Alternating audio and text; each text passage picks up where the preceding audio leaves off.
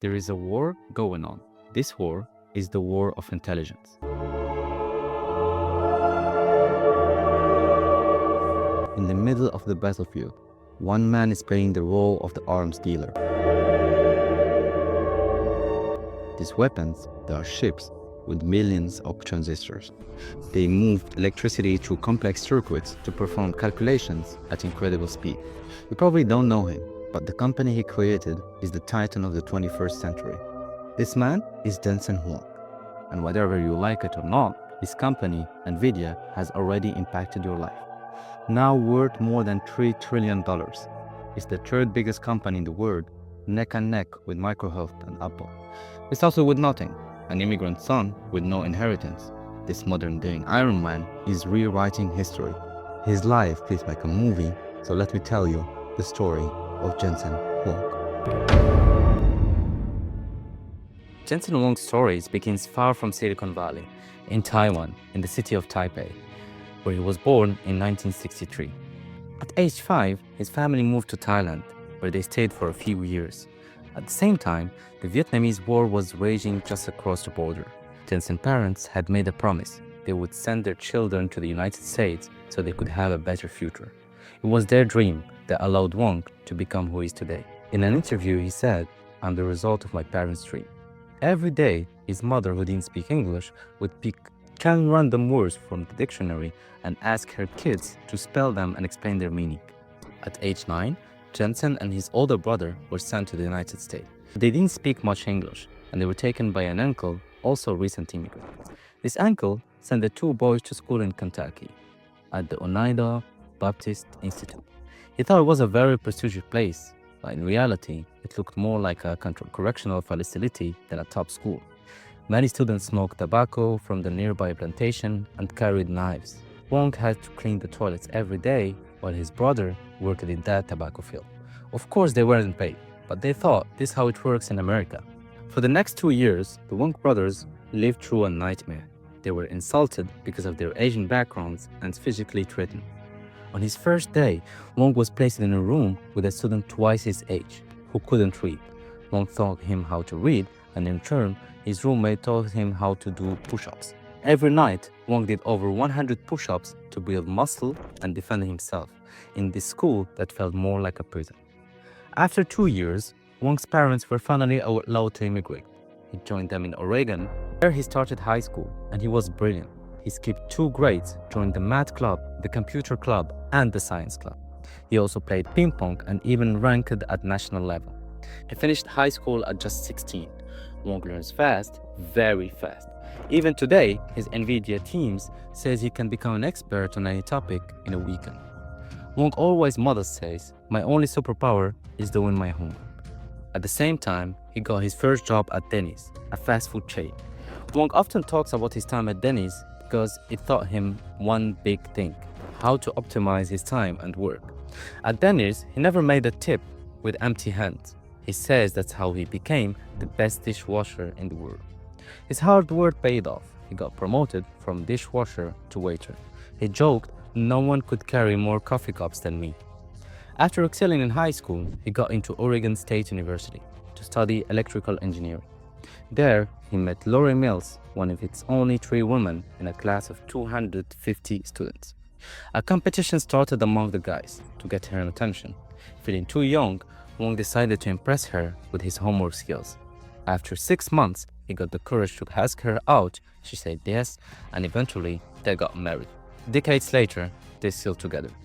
After graduation, Huang and Mills moved to Silicon Valley to design microchips. Huang started working at AMD, a chip company that Nvidia later passed by far. Fun fact, AMD's current CEO, Lisa Sun, is a distant cousin of Jensen Huang. Even though they share Vietnamese roots and a passion for processors, they don't really know each other and mostly see each other as competitors. Huang eventually left AMD to join LCI Logic. He claimed the ranks, lead teams, and took an executive roles. At night, he studied to earn a master's degree in electrical engineering at the prestigious Stanford University. Huang's work ethic is one of the greatest strengths.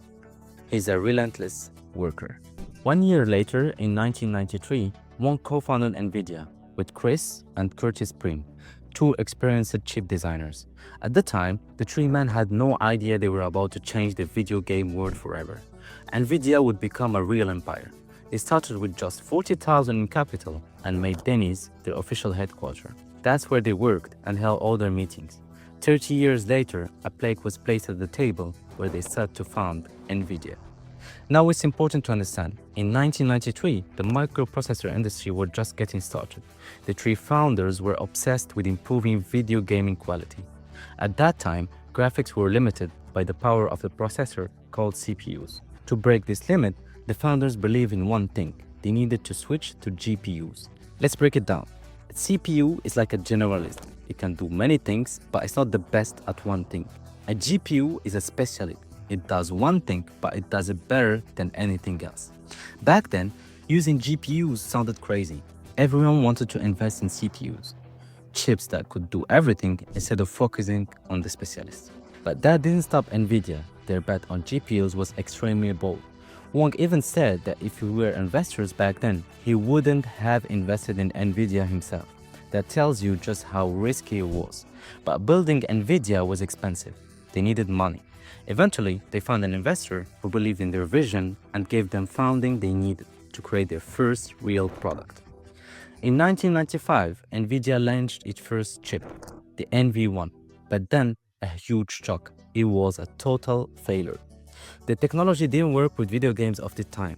Nvidia was on the edge of bankruptcy. Huang said during the meeting, "Our company is 30 days away from shutting down." In short, Nvidia was on fire. That quote became legendary. Even today, it's like an official motto at the company. Huang said he had no choice. He fired half of Nvidia's employees. He took all remaining money and put it into the last risky bet. A new chip that hadn't even tested yet, the Reva 128. It was all or nothing. And the result? Massive success. The new processor was quickly adopted by manufacturers, and Nvidia sold over 1 million units in less than 4 months.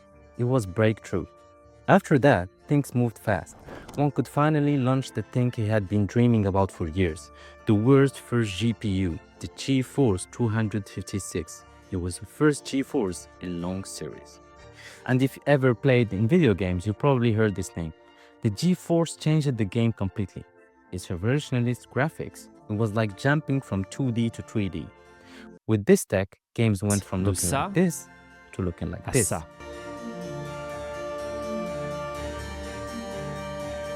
The technology was also used to create special effects in movies like Iron Man, Harry Potter, and Avatar. In just a few years, Nvidia went from almost bankrupt to going public in 1999. It was their big moment. They were listed on Nasdaq at $12 per share. A few years later, when Nvidia stock passed $100, Huang got Nvidia logo tattooed on his shoulder. Nothing could stop Huang's company. They became the fastest electronic company to hit $1 billion in revenue. They even joined the famous S&P 500 index. To grow even faster, Nvidia launched CUDA in 2006, a programming language that let people use GPUs for things beyond gaming, like medicine, chemistry, or physics. CUDA made it possible for GPUs to mine cryptocurrencies later on.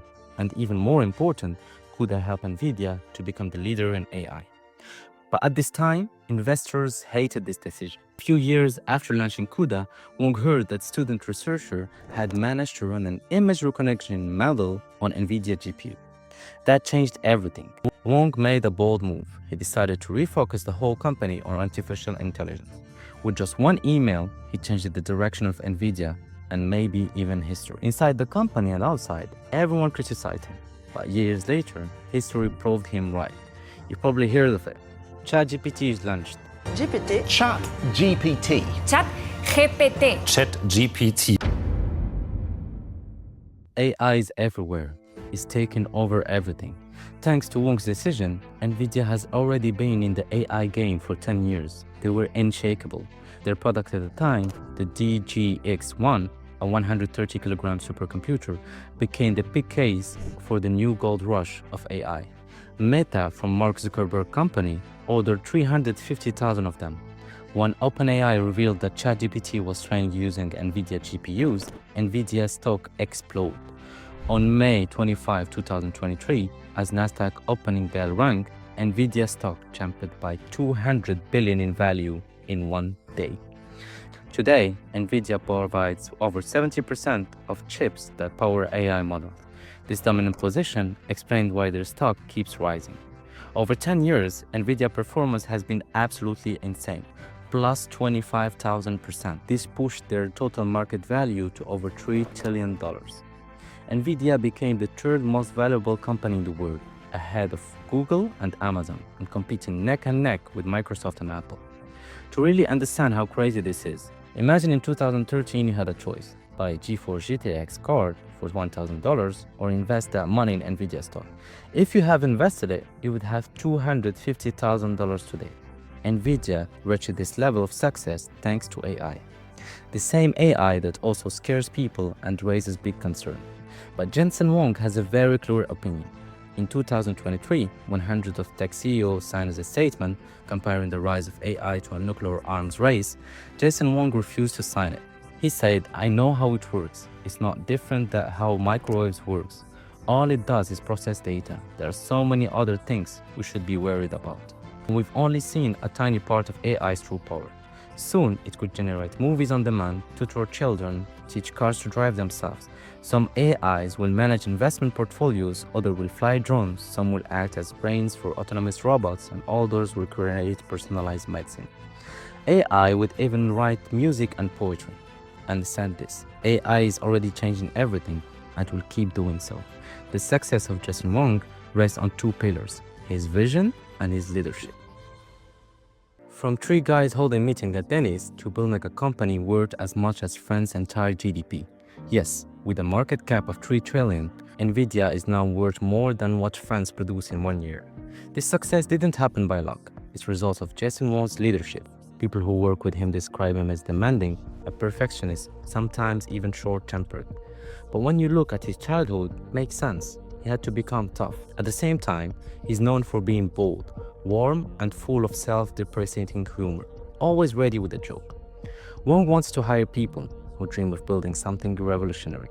From day one, his goal was to create a place where people could do the work of a lifetime. He says he wants Nvidia to tackle incredibly difficult things. Why? For two reasons. One, it scares away the competition. Two, it attracts the best talents. The best people want to be challenged, they want to become legends. Huang also believes no task is beneath him.